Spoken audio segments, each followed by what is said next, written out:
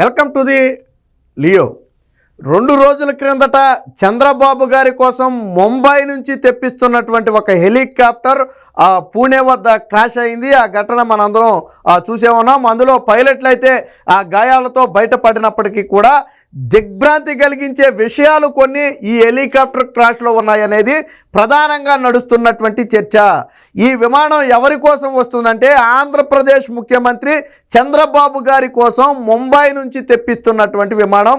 వాస్తవానికి ఇది హైదరాబాద్ వచ్చి అక్కడ నుంచి విజయవాడకు రావాలి, అది దాని రూట్ మ్యాప్. కానీ ఈ హైదరాబాద్కు వచ్చే క్రమంలో ఆ పూణే వద్ద అయితే తక్కువ ఎత్తు నుంచే పడినప్పటికీ కూడా పూర్తిగా ధ్వంసమైంది. బట్ అదృష్టవశాత్తు పైలట్లు అయితే బయటపడ్డారు. మరి ఇదే ఘటన చంద్రబాబు గారు ఉన్నప్పుడు జరుగుంటే, ఎందుకంటే చంద్రబాబు గారి కోసం తెచ్చే విమానం ఖచ్చితంగా ఆయన ఎక్కే అవకాశం ఉంటుంది. ఏదైనా టూర్ ఫిక్స్ అయిందనుకోండి, ఖచ్చితంగా ఎక్కొచ్చు. వాస్తవానికి చంద్రబాబు గారు రెగ్యులర్గా వాడే ఆ హెలికాప్టర్ అనేది సర్వీస్కి వెళ్ళింది. అందుకని స్టాండ్ బై కోసం తెప్పిస్తున్నటువంటి హెలికాప్టర్ ఇది. వాస్తవానికి ఆ హెలికాప్టర్ 1000 గంటల తర్వాత దాన్ని సర్వీస్కు పంపుతారు. సో ఈ సర్వీస్కు పంపిన సమయంలో దాని ప్లేస్లో మరొకటి అక్కడ ఉండాలి కాబట్టి, ఎందుకంటే ముఖ్యమంత్రి షెడ్యూల్ ఎప్పుడు ఎలా ఉంటుందో తెలియదు కాబట్టి ఇంకొక హెలికాప్టర్ ఉండాలి కాబట్టి స్టాండ్ బైగా ముంబై నుంచి మరొక హెలికాప్టర్ని అయితే ఇక్కడికి పంపడం జరిగింది. వాస్తవానికి 10 ఏళ్ల కంటే తక్కువ ఆ వయసు ఉన్నటువంటి 10 ఏళ్ల కంటే తక్కువ సర్వీస్ ఉన్నటువంటి హెలికాప్టర్నే సాధారణంగా ప్రిఫర్ చేస్తారు ఇలాంటి ఆ కార్యక్రమాలకు. కానీ నిన్న క్రాష్ అయినటువంటి పూణే వద్ద క్రాష్ అయినటువంటి హెలికాప్టర్ దాదాపుగా 16 ఏళ్ల క్రితం నాటి హెలికాప్టర్. మరి అంత ఆ ఓల్డ్ హెలికాప్టర్ను ఎందుకు సెలెక్ట్ చేశారు? రెండోది, ఎటువంటి ప్రతికూల వాతావరణం లేకుండానే ఇది క్రాష్ అయింది. అంటే ఇది హెలికాప్టర్ లోపం వల్ల జరిగిందా, లేదా దీని వెనక ఏదైనా కుట్రకోణం ఉందా అనే అనుమానాలు కూడా కలుగుతున్నాయి. వాస్తవానికి ప్రతికూల వాతావరణంలో ఘటనలు జరగడం మనం చాలా సమయాల్లో చూసాం. పొగమంచు ఉండటమో, లేకపోతే గాలి దుమ్ములు రావటమో, లేదా భారీ వర్షాలు పడి హెలికాప్టర్ స్టార్ట్ అయిన తర్వాత ఇబ్బందులు పడటమో. సో ఇలాంటివన్నీ మనం గతంలో చాలాసార్లు చూసాం. బట్ ముంబై నుంచి హెలికాప్టర్ వస్తున్నప్పుడు ఎటువంటి ప్రకృతి విపత్తులు లేవు, అంతా ప్లెయిన్గానే ఉంది. బట్ ఆ హెలికాప్టర్లో వచ్చినటువంటి లోపం వల్ల హెలికాప్టర్ అయితే ల్యాండ్ అయిపోయి క్రాష్ అవ్వడం జరిగింది. మరి ఎందుకు వచ్చింది ఆ లోపం? ఎందుకు చెక్ చేయకుండా పంపారు అధికారులు? ముంబై నుంచి కనీసం హైదరాబాద్ వరకు కూడా అది సేఫ్గా రాలేకపోయిందంటే అలాంటి హెలికాప్టర్ని ఎలా సెలెక్ట్ చేశారు? ఎవరు సెలెక్ట్ చేశారు? ఏవియేషన్ అధికారులు. ఇందులో కొంతమంది ఇంకా అంటే గతంలో ఆ వైసీపీ హయాంలో ఉన్నటువంటి అధికారులు కొంతమంది ఉన్నారని చెప్పి ఒక కథనం కూడా ఉంది. సరే, నేను దాన్ని కూడా చూపిస్తా. అంటే దీని వెనక ఏదైనా కొంపదీసి కుట్రకోణం ఉందా? చంద్రబాబు గారి మీద ఏదైనా కుట్ర జరుగుతుందా? చంద్రబాబు గారి భద్రత గాల్లో దీపంలా మారిందా అంటే ఎస్, అవుననే సమాధానం వస్తుంది. నిన్న జరిగినటువంటి ఘటన అయితే సీరియస్గా తీసుకోవాల్సిన అంశం. చంద్రబాబు గారు లేరు కాబట్టి సరిపోయింది, కానీ లేకపోతే ఈరోజు దాన్ని ఊహించుకోవడమే మనం ఒక రకంగా భయానకమైనటువంటి పరిస్థితి. మరి ఎందుకు జరిగింది ఈ తప్పు? ఎవరు చేశారు? ఇది కావాలని చేశారా, యాదృచ్ఛికంగా జరిగిందా, లేదా చంద్రబాబు గారి పట్ల నిర్లక్ష్యంగా వ్యవహరిస్తున్నారా, లేదా దీని వెనక ఎవరైనా కుట్రకోణం ఏదైనా ఉందా? ఇలాంటి పలు అనుమానాలు అయితే ఇప్పుడు రాష్ట్రంలో రేకెత్తుతున్నాయి. వాస్తవానికి స్టాండ్ బైగా వచ్చినటువంటి హెలికాప్టర్ క్రాష్ అవ్వటం అనేది ఖచ్చితంగా దీని మీద పూర్తి స్థాయి విచారణ చేయాలి. ఎందుకు 16 ఏళ్ల నాటి హెలికాప్టర్ తీసుకొచ్చారు? ఎందుకు దాన్ని పూర్తి స్థాయిలో ఒక హెలికాప్టర్ అక్కడి నుంచి మన ముఖ్యమంత్రి కోసం పంపుతున్నారు అంటే పూర్తిగా దాని హెల్త్ కండిషన్ పరిశీలించిన తర్వాత 100% ఫిట్నెస్తో ఉంది అని భావిస్తేనే హెలికాప్టర్ని మనకు పంపాలా, లేదంటే వేరొక హెలికాప్టర్ని మనకు పంపాలా? కానీ ఇక్కడ వయసు ఎక్కువ ఉన్న హెలికాప్టర్ని తీసుకోవటమే కాకుండా దాని హెల్త్ కండిషన్ అంటే హెలికాప్టర్ ఎటువంటి పరిస్థితుల్లో ఉందనేది పరిశీలించకుండా పంపటమే దీనికి ప్రధాన కారణంగా కనపడుతుంది. ఇది యాదృచ్ఛికంగా జరిగిందంటే మరి ముఖ్యమంత్రి యాదృచ్ఛికంగా జరిగింది అంటే వాళ్ళు నిర్లక్ష్యంగా వ్యవహరించారని చెప్పాలి, లేదు అంటే కుట్రకోణం అని ఒప్పుకోవాలి. రెండిట్లో ఒకటైతే జరిగి ఉండాలి. సో దీని మీద అయితే ఒక కథనం కూడా వచ్చింది. దీనికి సంబంధించి ఒకసారి చూసే ప్రయత్నం చేద్దాం. సో సీఎం భద్రత గాలిలో దీపమా? బాబుకు కేటాయించిన హెలికాప్టర్పై సందేహాలు. ముంబై నుంచి వస్తూ పూణే వద్ద కుప్పకూలింది. నిబంధనల ప్రకారం 10 ఏళ్ల కంటే ఎక్కువ సర్వీస్ ఉన్నదాన్ని అద్దెకు తీసుకోరాదు. అయినా 2008 నాటి మోడల్కు అనుమతి. హెలికాప్టర్ పనితీరు అంచనాలో నైపుణ్యాలేమి? అదే నేను చెప్పింది. ఫుల్గా హెలికాప్టర్ అనేది పూర్తి స్థాయిలో వర్క్ అవుతుందా లేదా, ఇది ముఖ్యమంత్రికి పంపొచ్చా లేదా, ఒకవేళ పంపితే ఎంతవరకు ఇది పనిచేసే అవకాశం ఉంది, ఎన్ని గంటల వరకు దీనికి ఇబ్బంది లేకుండా ఉంటుంది, ఇలాంటివన్నీ అంచనా వేసిన తర్వాత పంపాలా. సో అందులో లేమియా లేదా కుట్ర అనేది తేలాలా. సో తక్కువ ఎత్తులో నుంచి కూలినా పూర్తిగా ధ్వంసం చంద్రబాబు ఉన్నప్పుడు జరిగి ఉంటే అది వాస్తవానికి మీరు వీడియోలో చూసుంటారు, కొన్ని వీడియోలు బయటకు వచ్చినాయి. అది చాలా అంటే వాస్తవానికి ల్యాండ్ చేద్దామని ప్రయత్నం చేసిన సమయంలో చాలా తక్కువ ఎత్తు వచ్చిన తర్వాతే కంట్రోల్ తప్పి కూలిపోయింది. బట్ అయినప్పటికీ కూడా హెలికాప్టర్ పూర్తిగా ధ్వంసం అయిపోయింది. బట్ అదృష్టవశాత్తు ఆ పైలట్లు అయితే బ్రతికి బయటపడ్డారు అనుకోండి. కానీ ఇదిగో ఇక్కడ చూడవచ్చు, మనం పైలట్స్ ఎవరైతే ఉన్నారో వాళ్ళు ఆ గాయాలతో బయటపడ్డారు. ఇది హెలికాప్టర్ పూర్తిగా కూలిపోయినటువంటి హెలికాప్టర్ని మనం ఇక్కడ చూడొచ్చు. దాదాపుగా పూర్తిగా ధ్వంసం అయిపోయిన పరిస్థితి. సాధారణంగా పడిపోవడం అంటే ఏదో ల్యాండ్ అయినప్పుడు కొంచెం అటు ఇటుగా హోల్డ్ అయి ఉందా అంటే లేదు, మొత్తం కూడా ధ్వంసమైనటువంటి పరిస్థితి. సో ప్రత్యామ్నాయంగా విజయవాడకు బయలుదేరినటువంటి మరొక హెలికాప్టర్ అని మనం ఇక్కడైతే చూడొచ్చు.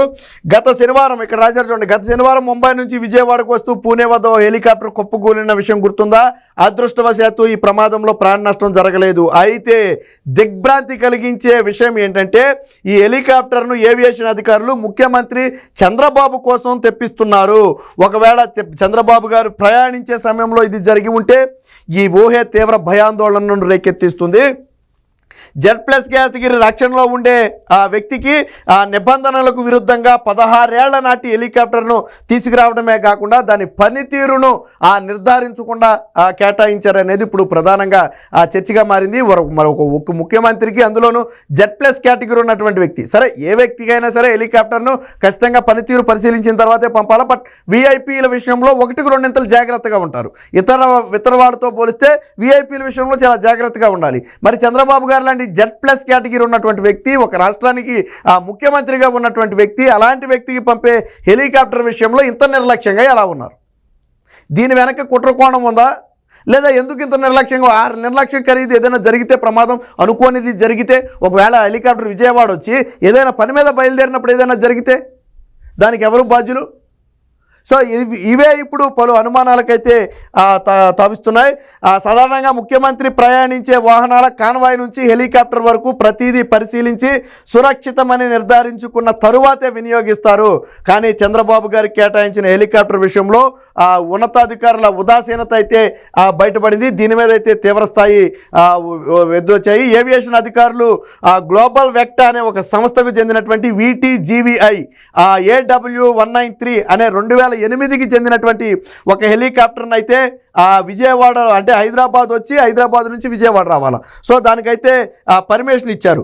సో భద్రతా చర్యలపైన కూడా పలు అనుమానాలు అయితే ఉన్నట్టుగైతే తెలుస్తుంది. ఇక్కడ చూడండి, పెద్దగా అవగాహన లేని అధికారులు ఇప్పుడు ఏవియేషన్లో ఉండటం వల్లే ప్రధానంగా ఇలాంటివి జరుగుతున్నవని వ్యాఖ్యలు. వాస్తవానికి ప్రోటోకాల్ ఏవియేషన్ MDగా ఒక అధికారి వ్యవహరిస్తున్నారు. గతంలో చంద్రబాబు హయాంలో ఎయిర్ ఫోర్స్లో పనిచేసే కల్నల్ ఈ బాధ్యతలను నిర్వర్తించేవారు. అప్పట్లో వాతావరణంలో ఏ మాత్రం తేడా ఉన్న హెలికాప్టర్ ప్రయాణానికి అనుమతించేవారు కాదు. ప్రతికూల వాతావరణంలో కారణంగా 3 సార్లు నాడు ముఖ్యమంత్రిగా ఉన్నటువంటి చంద్రబాబు గారి నెల్లూరు పర్యటనను హెలికాప్టర్లో వెళ్ళడానికి అనుమతించలేదు. అప్పట్లో వైఎస్ హయాం తరువాత అప్పట్లో అధికారులు కొంత జాగ్రత్త పాటించినప్పటికీ కూడా మళ్ళీ తాజాగా ఇప్పుడు జరిగినటువంటి వ్యవహారం అనేది విస్తుగొలిపేదిగా ఉంది. అయితే వైసీపీ సర్కారు వచ్చిన తర్వాత నియమించిన అధికారులకు అంతగా అవగాహన లేకపోవడంతో ఈ పరిస్థితి ఏర్పడిందని అంటున్నారు. Z+ కేటగిరీ ఉన్నటువంటి చంద్రబాబు గారి విషయంలో అధికారులు ఇంత నిర్లక్ష్యంగా వ్యవహరించడం ఏంటని చెప్పి తీవ్ర ఆగ్రహం వ్యక్తం చేస్తున్నారు. అయితే ఇక్కడ మనం అనుకున్నట్టుగా జగన్మోహన్ రెడ్డి చెప్పిన అధికారులు లేదా జగన్మోహన్ రెడ్డి వచ్చిన తర్వాత నియమించిన అధికారులను మనం మాట్లాడుకుంటున్నామంటే అందులో ఏమైనా కుట్రకోణం ఉందేమోనని అనుమానాన్ని కూడా వ్యక్తం చేయాల్సిన పరిస్థితి ఉంది. వాస్తవానికి ఇది యాదృచ్ఛికంగా అంత కండిషన్ బాగుండి ఒకవేళ ప్రతికూల వాతావరణంలో హెలికాప్టర్ ఏదైనా క్రాష్ అయ్యి ఉంటే ఓకే, ఎందుకంటే ప్రతికూల వాతావరణంలో ఎలాంటి హెలికాప్టర్ అయినా ఇబ్బందులు గురి కావచ్చు. బట్ ఎటువంటి ప్రతికూల వాతావరణం లేకుండా కనీసం ముంబై నుంచి హైదరాబాద్ వరకు కూడా ట్రావెల్ చేయకుండా మధ్యలో పూణే వద్దే ఇది క్రాష్ అయింది అంటే అంత కండిషన్ లేని హెలికాప్టర్ను ఎలా చంద్రబాబు గారికి కేటాయించారు? అది కండిషన్ లేదు అని స్పష్టంగా అర్థమవుతుంది ఖచ్చితంగా. ఎందుకంటే ఎటువంటి ప్రతికూల వాతావరణం లేకుండా కూలిందంటే కండిషన్ లేదు. అది ఎందుకు కండిషన్ లేని హెలికాప్టర్ని చంద్రబాబు గారికి కేటాయించారు? ఎవరు కేటాయించారు? నిబంధనలకు విరుద్ధంగా 10 ఏళ్ల సర్వీసు కంటే ఎక్కువ ఉన్నటువంటి హెలికాప్టర్ను ఎందుకు కేటాయించారు? ఇలాంటి 1 కాదు 2 కాదు అనేక ప్రశ్నలకైతే సమాధానం చెప్పాలి. దీన్ని రాష్ట్ర ప్రభుత్వం కూడా సీరియస్గానే తీసుకున్నట్టు తెలుస్తుంది. అసలు ఎందుకు ఈ హెలికాప్టర్ను సెలెక్ట్ చేశారు, దీని వెనక ఎవరున్నారు, ఎవరు సెలెక్ట్ చేశారు, ఏవియేషన్ అధికారుల పాత్ర ఎంత ఉంది అనే అంశాల మీద కూడా అయితే పూర్తి స్థాయి విచారణ చేయాలి. మొత్తంగా చంద్రబాబు గారి భద్రత మీద అయితే ఒక భయాందోళన కలిగే విధంగా చేసింది హెలికాప్టర్ క్రాష్ అనేది. ఇప్పుడు టీడీపీ నేతలు కానివ్వండి, కార్యకర్తలు కానివ్వండి, అభిమానులు కానివ్వండి ఒకటే ఆందోళన వ్యక్తం చేస్తున్నారు. ఇలాంటి పరిస్థితులు ఉన్నాయని తెలిస్తే ఎందుకు హెలికాప్టర్ పంపారు, అధికారులు ఇంత నిర్లక్ష్యంగా ఎలా ఉన్నారు, పొరపాటున అది వచ్చిన తర్వాత చంద్రబాబు గారు వినియోగించుంటే పరిస్థితి ఏంటి అనే అనుమానాలు అయితే కలుగుతున్నాయి. వాస్తవానికి జగన్మోహన్ రెడ్డి హయాంలో ఉన్నటువంటి హెలికాప్టర్నే ఇప్పుడు కూడా చంద్రబాబు గారు వాడుతున్నారు. బట్ అది 1000 గంటలు పూర్తయినప్పుడు సర్వీస్కి పంపాలి. సో అలా రెగ్యులర్గా వాడే హెలికాప్టర్ సర్వీస్కి వెళ్ళింది. సో దాని ప్లేస్లో స్టాండ్ బైగా తెస్తున్నటువంటి హెలికాప్టరే ఇప్పుడు క్రాష్ అయింది. వాస్తవానికి ఇది ఎక్కువగా ఉండేదేం కాదు. బట్ అంటే రెగ్యులర్ హెలికాప్టర్ ఎప్పుడైతే రిటర్న్ బ్యాక్ అవుతుందో అప్పుడు ఆటోమేటిక్గా ఇది వెళ్ళిపోతుంది. బట్ అప్పటి వరకు స్టాండ్ బై కోసం తెస్తున్నటువంటి హెలికాప్టర్, ఎందుకంటే ఖచ్చితంగా ముఖ్యమంత్రి కోసం ఎప్పుడు ఒక హెలికాప్టర్ సిద్ధంగా ఉండాలి. సో అందుకని స్టాండ్ బై కోసం తెస్తున్నటువంటి హెలికాప్టర్, బహుశా సర్వీస్కి వెళ్ళినటువంటి హెలికాప్టర్ రావడానికి కొన్ని రోజులు సమయం పట్టవచ్చు. మేబీ వారమో 2 వారాలు 3 వారాలు సమయం పట్టవచ్చు. ఈలోపు ఆ అత్యవసర పరిస్థితుల కోసం ఉపయోగించడం కోసం తెచ్చేదే ఈ హెలికాప్టర్. ఏది ఏమైనా మొత్తంగా ఇప్పుడు చంద్రబాబు గారి కోసం తెప్పిస్తున్నటువంటి హెలికాప్టర్ కుప్పకూలింది అంటే దీని వెనక కుట్రకోణం ఉందేమోననే పలు అనుమానాలు అయితే వ్యక్తమవుతున్నాయి.